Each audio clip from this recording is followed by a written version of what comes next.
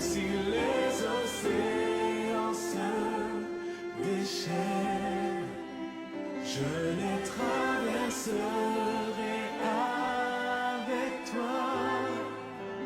Père, tu domines les tempêtes. Mais j'aimerais te dire ce matin, c'est seulement une tempête.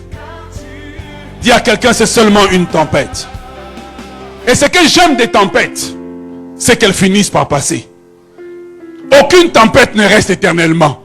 Toute tempête est prédestinée à passer. La tempête que tu traverses passera. La tempête est temporaire, mais Dieu est éternel. Quand Jésus se réveille, on le réveille, on dit, mais maître, nous périssons. Tu es en train de dormir. Jésus se réveille. Et vraiment, il dit une parole. Si j'étais Pierre, peut-être que je l'aurais jeté par-dessus bord. Il dit, Jean de peu. Achevez la phrase, Jean de peu.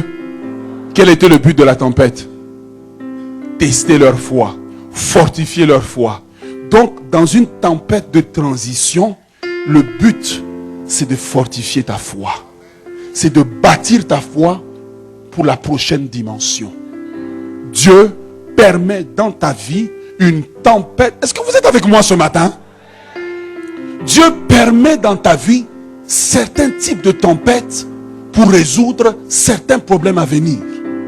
Parce qu'en débarquant, ils allaient croiser un homme qui est habité d'une légion de démons. Ça prenait un certain niveau de foi. Donc, le but de la tempête, ce n'est pas de les détruire. La tempête de transition est un test. Et dans un test, l'enseignant se tait.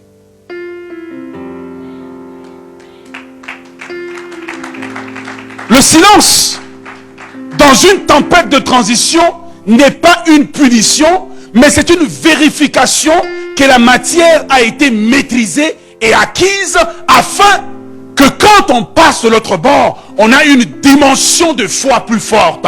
On a une dimension de foi plus élevée. Voilà pourquoi quand David, tous ces hommes cherchent à le lapider, c'est une tempête de transition vers la royauté. David, dans la tempête, a la bonne réaction. Il s'appuie sur Dieu. Tu peux t'appuyer sur Dieu même si Dieu est silencieux dans ta vie. Tu peux t'appuyer sur Dieu même si Dieu est silencieux. Ainsi, dans une tempête de transition, quand vous êtes dans la tempête de transition, la première des choses, c'est de reconnaître les manifestations. Quelles sont les manifestations? Qu'est-ce qui m'a emmené dans cette tempête? Soudainement, je reçois une élévation, mais en même temps, plein de problèmes surgissent. C'est une tempête de transition. Dieu teste ma foi pour la fortifier. Dis à quelqu'un, Dieu teste ta foi. Et ce qui est bien ce matin, c'est que pendant que je suis en train d'enseigner, je sens que quelque part dans ton esprit, des réponses à des problèmes commencent à surgir. Dans une tempête de transition, on ne chasse pas des démons. Il n'y a pas de démons. Dieu est avec toi, il n'y a pas de démons. Dans une tempête de transition, on ne prend pas autorité. C'est le Seigneur lui-même qui règle la chose.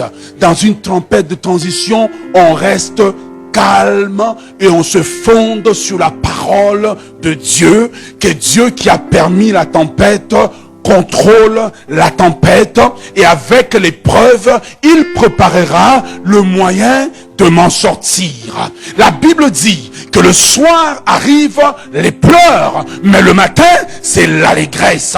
La Bible dit que ceux qui portent leurs semences avec larmes, quand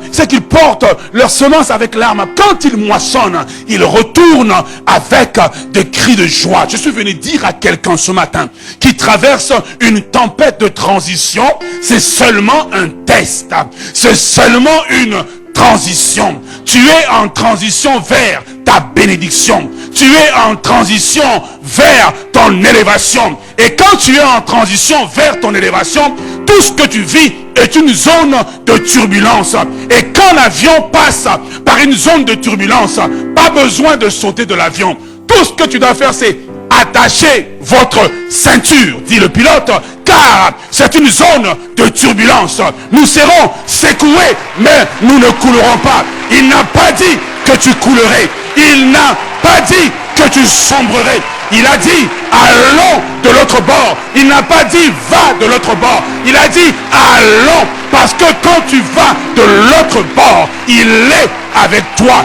Dans son silence, il est avec toi.